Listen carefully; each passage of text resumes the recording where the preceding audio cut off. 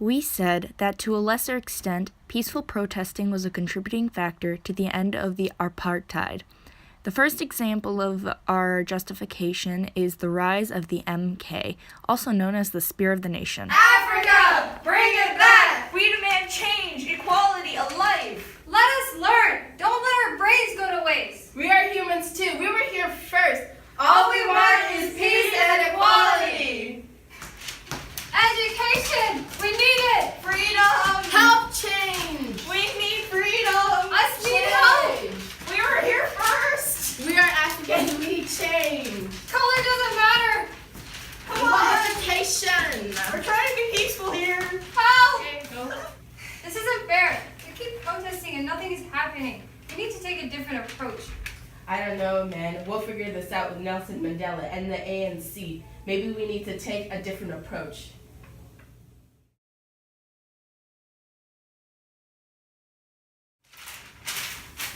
This whole non-violence thing isn't working. We need a new tactic. Like? Violence, maybe? No, absolutely not. Well, what are we gonna do? Non-violence isn't working, and the white people think that us showing non-violence is weakness. The government are literally using our non-violent movement as a signal for violence. We need to fight back. We are not going to fight back.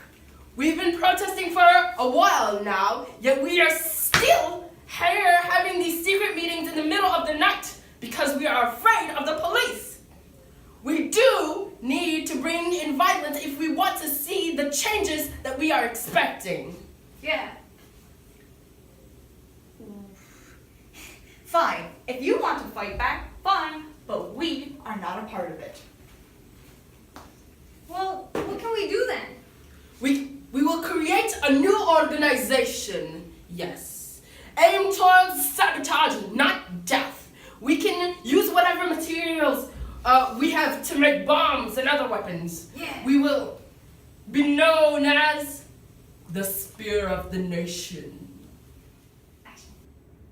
Now that we have formed the MK, we can finally get what we want. I still think this is a bad idea.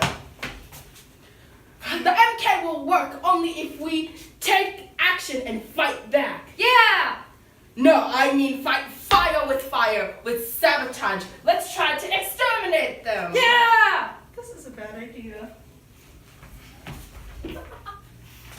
Sabotage grenade!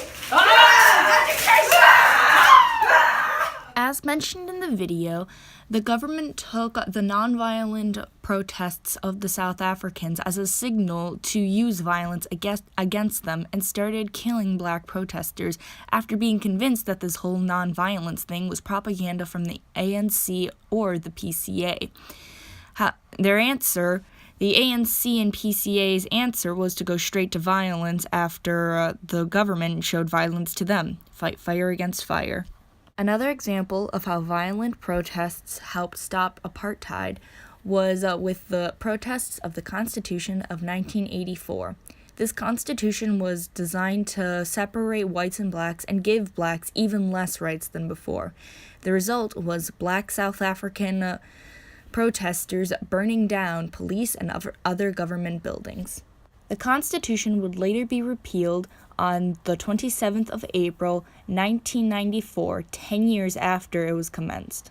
Violence not only started helping directly with the end of the apartheid, but also indirectly. Once the rest of the world started to see the violent events going on in South Africa, many investors started withdrawing their money from South Africa, and as a result, South African economy started to crumble. After many investors took their money out of South Africa, their economy was not increasing at the rate they would have liked. So, to help the economy, they allowed black workers to establish unions in 1979. This helped their cause because it forced employers to talk and negotiate with the black workers instead of forgetting about them. And this all happened after many violent protests broke out. One of the last things we are going to mention is how the members of the CODESA otherwise known as the Convention for Democratic South Africa, sped up negotiations and plans for placing more fair and safe laws after a group of white supremacists attacked a CODASA building. Violent protesting doesn't necessarily mean that it's the blacks protesting. The white protesters indirectly helped their cause. However, to a greater extent, peaceful protesting did help with the end of the apartheid. One example of this is divestments. How divestments works, it is when a bunch of people decide to sell their stock out of one particular company. A lot of times, people will do this as a protest to invoke a social change. So, in 1960, many people, including college students, started making divestments in order to create a social change and help the black South Africans. Another example of how peaceful protesting actually helped end an apartheid was labor strikes. Labor strikes were strikes that pretty much involved work. This could involve anything from not showing up to work to showing up and simply slowing down your work, like what Nelson Mandela did when he was in prison. He simply slowed down the work and made things less productive. Labor strikes were another more successful way for peaceful protesting, and there was even a rise of labor strikes in the early 1970s. The last thing we are going to talk about is the Soweto Uprising. The Soweto Uprising was a series of protests that happened because a lot of black African people were not happy about how they were being educated. So they started peacefully protesting, actually. They did boycotts and peacefully protested about how they wanted their education to change. But policemen came and started shooting at them, and that was what made the protests violent, not the black protesters themselves.